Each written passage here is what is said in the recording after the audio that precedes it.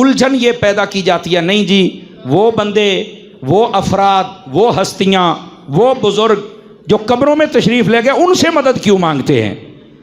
یہ آپ کا شوق بھی شیخ محقق نے پورا کر دیا ہے۔ وہ فرماتے ہیں، سوال اٹھایا کہ اللہ کا ولی جب تک زندہ ہوتا ہے تب تک مدد کرتا ہے یا پھر قبر میں چل کے بھی وہ کر سکتا ہے؟ آپ نے جو جواب دیا ذرا حوصلے والا بندہ سنیں۔ آپ فرماتے ہیں ولی جب تک زندہ رہتا ہے وہ تب بھی مدد کرتا ہے، جب قبر میں چلا جائے اللہ کی عطا سے تب بھی کرتا ہے، لیکن دنیا میں رہ کے وہ مدد تھوڑی کرتا ہے، قبر میں جا کے زیادہ کرتا ہے۔ مجھے پتا تھا کئی بندے چپ ہو جائیں گے، یہ کی مطلب ہویا بھائی؟ دنیا میں رہ کے وہ مدد تھوڑی کرتا ہے، قبر میں چل کے مدد۔ بھائی اس کا فلسفہ کیا ہے ہمیں بھی سمجھاؤ۔ اب جو کہتے ہیں شیخ محقق ہمارا ہے تو میں کہتا ترکڑا ہو کے سن، انہوں نے کیا فرمایا؟ وہ فرماتے ہیں وجہ یہ ہے ہمارا یہ جسم یہ مثل پنجرا کے ہے اور اس کے اندر ہماری روح قید ہے۔ فرماتے ہیں مثال سمجھو، جب تک شیر پنجرے میں ہوتا ہے وہ دھاڑتا ہے، اس کی دہشت ہوتی ہے، پر وہ اپنے جوہر نہیں دکھا سکتا۔ جب اسے چھوڑ دیا جائے تو پھر پورے جنگل کے جتنے بھی کتے بلے ہوتے ہیں سارے ڈر جاتے ہیں کہ شیر میدان میں آ گیا ہے۔ اسی طرح بندہ مومن کی روح جب تک اس کے اس پنجرے میں ہوتی ہے وہ اتنے جوہر نہیں دکھا سکتا۔ جب یہ روح یہاں سے نکل جاتی ہے اب جو بھی بلاتا ہے یہ اللہ کا ولی پہلے پہنچ جایا کرتا ہے۔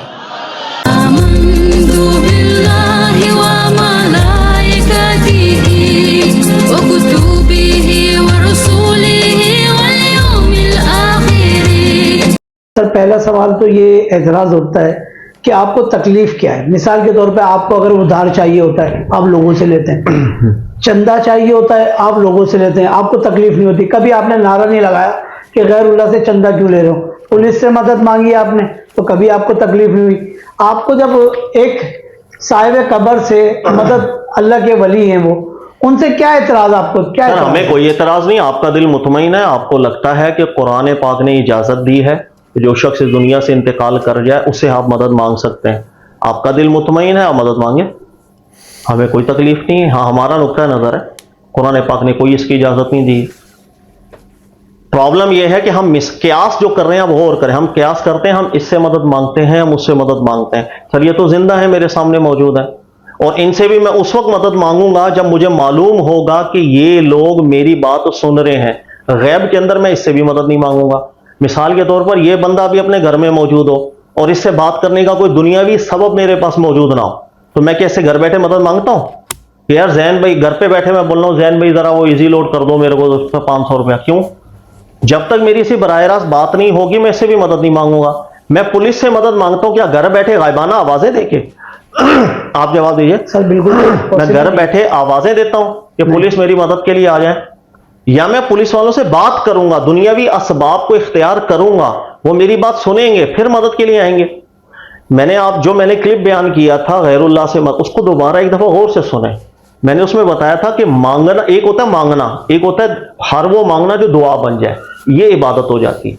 ہر مانگنا دعا نہیں، لیکن جو مانگنا دعا بن جاتا ہے وہ اللہ کے ساتھ خاص ہے۔ ان دونوں میں فرق سمجھے۔ فرق یہ ہے میں نے یہاں بیٹھ کر زین بھائی سے اگر مدد مانگ رہا ہوں، میں غور کیجئے گا، کیا میرے ذہن میں یہ آ رہا ہے کہ زین بھائی غیب جانتے، یہ عالم الغیب ہے؟ نہیں۔ میں دنیا کی کسی بھی زبان سے مانگوں گا یہ سمجھ جائیں گے؟ نہیں۔ میں تو اسی لینگویج میں مانگوں گا جو یہ لینگویج سمجھتے ہیں نا جی۔ کیا میرے ذہن کے اندر یہ آ رہا ہے کہ میں دنیا کے کسی بھی کونے کے اندر بیٹھ کے تخت و سرا میں بیٹھ کے چاہے یہ میرے سامنے نہ ہو میں مانگوں گا یہ میری مدد کر دیں گے؟ یہ کچھ بھی میرے ذہن میں نہیں آ رہا۔ لیکن جس وقت میں غائبانہ پکار رہا ہوتا نا تو میں یہ سب چیزیں ماننی پڑتی۔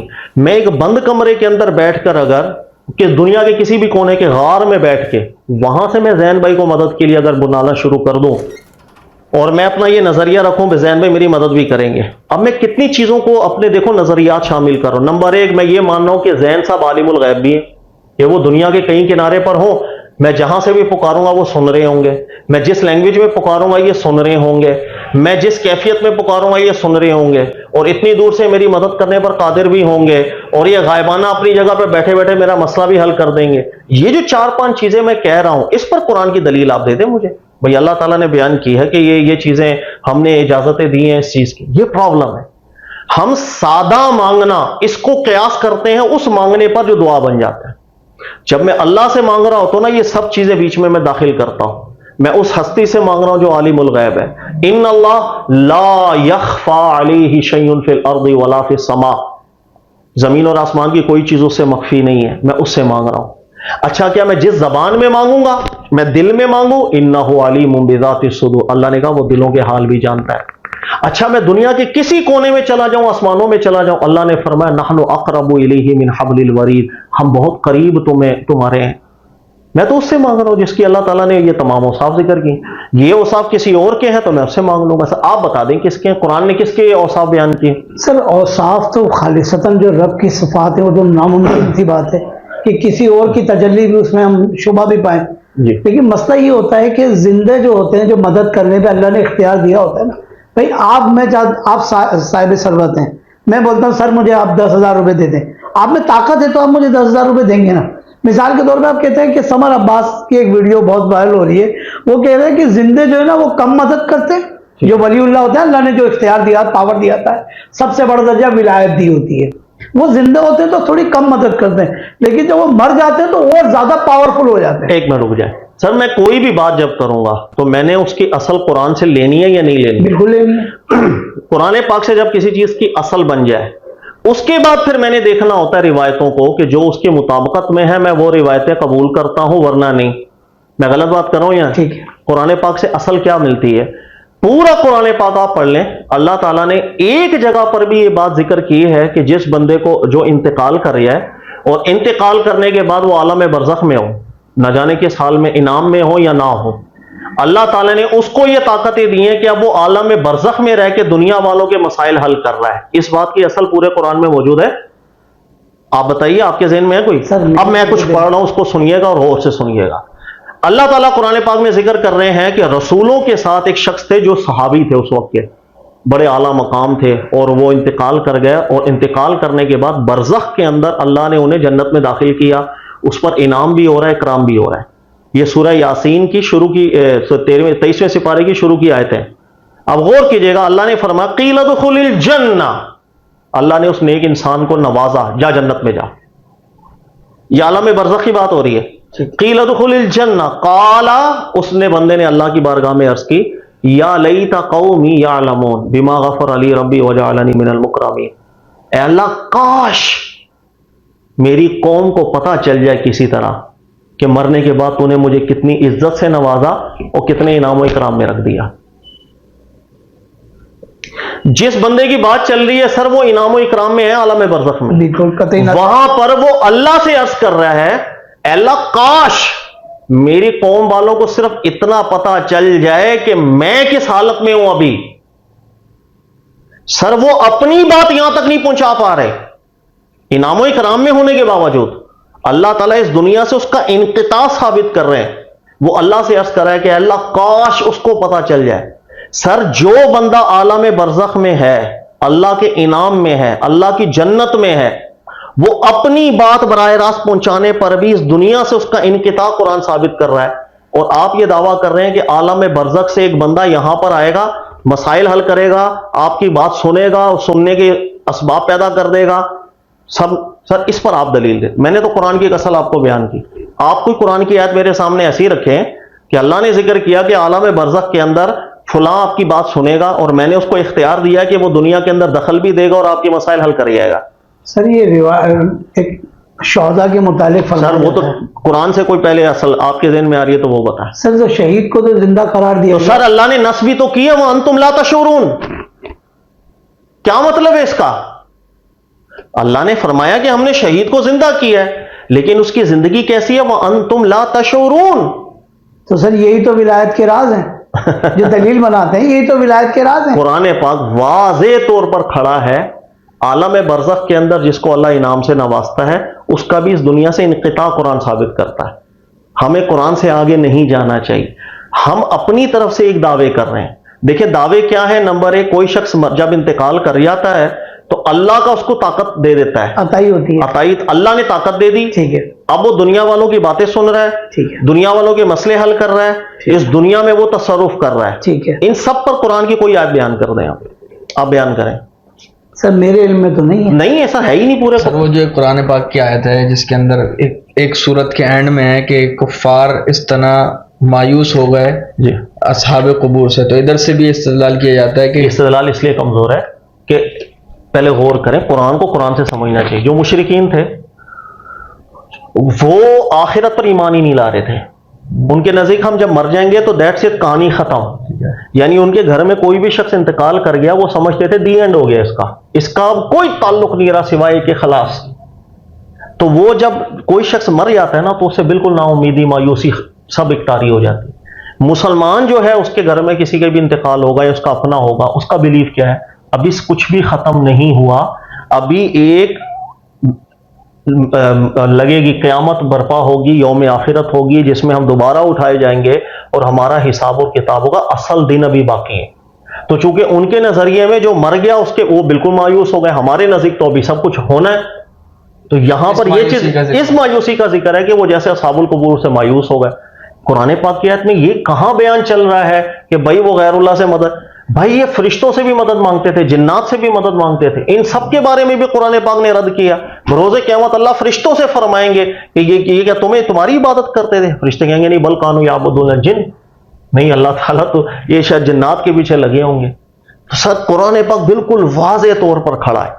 ہم قیاس کرتے ہیں اس دنیا میں زندہ لوگوں پر عالم برزخ کا, یہ قیاس بہت غلط قیاس ہے. اب اس میں دو تین چیزیں ذکر کی جاتی ہیں. ایک تو بخاری کی روایت ہے جی جو حضرت حاجرہ نے کہا کہ اقص ان کان عندک غواص, ٹھیک ہے, تو ایک اس سے استدلال کیا جاتا ہے. دوسرا جبریل ہوا مولا جبریل صالح المومنین, یہ استدلال کیا جاتا ہے. تیسرا یہ کیا جاتا ہے کہ وہ حضرت ربیہ والی جو مسلم کی حدیث ہے کہ سل یا ربیہ, تو وہ کہتے ہیں کہ مطلق رکھا نبی پاک صلی اللہ علیہ وسلم. ان تینوں چیزوں جی, اور پھر ایک آخری, اور وہ یہ کہتے ہیں کہ نبی پاک صلی اللہ علیہ وسلم کی کیونکہ حیات آپ کی ممات دونوں برابر ہے, بلکہ جو ممات ہے وہ اس سے بڑھ کر ہے, اس دنیا کی جو حیات ہے وہ ابھی زندگی والی حیات سے بڑھ کر ہے. تو جب وہ اس وقت انہوں نے کہا کہ سل یا ربیہ, اور ابھی جب کہتے ہیں کہ ہم ابھی بھی مانگ سکتے ہیں, تو وہ دونوں چیزیں تو نبی پاک صلی اللہ علیہ وسلم کے لیے برابر ہے. سر ان استدلالات پہ دل مطمئن ہوتا ہے آپ کا, سبحان اللہ, لیکن آپ خود استدلالات پہ تھوڑا غور کر لیں. بخاری کی اس حدیث سے ہم استدلال کرتے ہیں جس میں حضرت حاجرہ والا واقعہ ہے. کون بندہ نہیں جانتا کہ یہ جو واقعہ ذکر ہوا ہے اس کے متن میں کتنے بڑے بڑے اعتراضات ہیں, بلکہ سری قرآن پاک کے خلاف بھی بن جاتا ہے یہ واقعہ. اس لیے کہ اس واقعے کے اندر کیا ذکر ہے, آپ غور کریں. واقعے میں ذکر ہے کہ حضرت ابراہیم علیہ السلام تشریف لے گئے, پیچھے حضرت حاجرہ اپنے چھوٹے, حضرت اسماعیل علیہ السلام چھوٹے ہیں وہ ہیں. پھر ذکر ہے حضرت ابراہیم علیہ السلام واپس کب تشریف لاتے ہیں, جب اسماعیل علیہ السلام بالکل بڑے ہو جاتے ہیں, اور اتنے بڑے ہو جاتے ہیں کہ آپ کی شادی بھی ہو جاتی ہے. پھر بھی اپنے والد سے ملاقات نہیں ہوتی حضرت ابراہیم علیہ السلام سے. اس کے بعد دوسری دفعہ تشریف لاتے ہیں, جب دوسری شادی ہوئی ہوتی ہے پھر ملاقات ہوتی ہے. قرآن یہ کہہ رہا ہے, قرآن تو کہہ رہا ہے کہ ذبح والا واقعہ اس وقت ہوا تھا فلما بالغ معہ سعیا, کہ جب وہ آپ ہی کی پرورش کے اندر اس قابل ہو گئے تھے کہ جسے ہم کہتے ہیں 8 سال 9 سال 10 سال 11 سال بس. تو قرآن نے تو واقعہ بالکل الگ بیان کیا, اور یہ روایت میں آنے والا واقعہ بالکل اس کے اپوزٹ ہے. اس لیے محققین علماء کو پڑھیں, وہ اس کے متن پہ آبجیکشن کر کے گئے ہیں کہ یہ واقعے کو روک دو, سٹاپ کر دو بس. ٹھیک ہے, ہاں واقعے میں کچھ باتیں ایسی ہیں, صرف کچھ باتیں کہ جس کو ماننے میں مسئلہ نہیں, لیکن اتنی باریکیاں لوگوں کو معلوم نہیں ہوتی. اور دوسری بات, ہم ثابت کرنا چاہ رہے ہیں کہ جس پر اللہ تعالیٰ نے موت طاری کر دی اس سے استمداد کی بات, ہم یہ جو عالم برزخ میں چلا گیا کس عالم کے اندر ہو, ان روایتوں کے اندر عالم برزخ کا کیا تعلق ہے؟ وہ تو ہم قیاس کر رہے ہیں نا, ہم کر رہے ہیں کہ یہاں کی مدد سے وہاں کی مدد کا استدلال. سر وہاں کی مدد کے لیے کوئی نص موجود ہو تو آپ کر لیں, کوئی نص موجود نہیں, ہم کیسے کریں؟ عالم برزخ میں کون کس حالت میں, میں نے ابھی قرآن کی آپ کو اصل بیان کی. اللہ کہہ رہے ہیں کہ ہم نے اس کو جنت میں داخل کیا, وہ حسرت کر رہا ہے کہ اللہ کاش میری بات ہی پہنچ جائے, گھر نہیں پہنچ رہی. کہنے کا مقصد کہ اللہ نے انقطاع ثابت کیا ہے کہ عالم برزخ کا دنیا سے انقطاع ہے. قرآن ایک اصل دے رہا ہے, قرآن ایک اصل دے رہا ہے. اب اس اصل کے بعد آپ اس اصل کو کیسے توڑیں گے؟ وہ قرآن کی آیت تو ہو آپ کے پاس, ہم صرف قیاس کر رہے ہیں. نص کے مقابلے میں قیاس چلتا ہے؟ یہی تو شیطانی سب سے استدلال شیطان کا کیا تھا.